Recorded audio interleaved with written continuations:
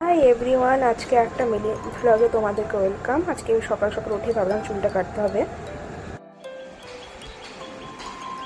ক্যামেরাতে হয়তো ভীষণ ভালো লাগছে দেখতে চুলটা, মনে হচ্ছে এত ধার্মিক চুল, এত ভালো চুল কেন কাটবো, বাট সবসময় এরকম থাকে না। এটা জাস্ট ঘুম থেকে ওঠার পরে বলে এরকম মনে হচ্ছে এই টাইমে।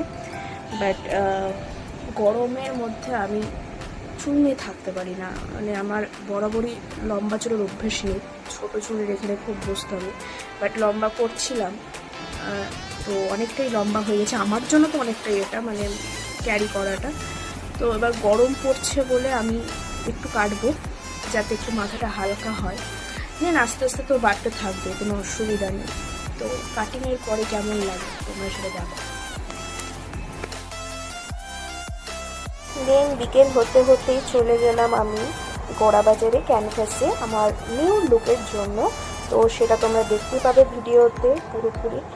আর অবশ্যই আমার ক্যানভাসে অনেকদিন পর আসা হচ্ছে, এই যে উষসী দিন।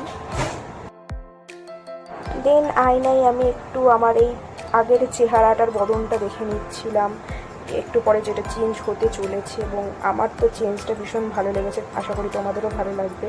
এখানে আমার চুলের মাপটাপ হচ্ছিল যে কতটা কাটবো বা কিছু, দেন ওয়াশে চলে যাই।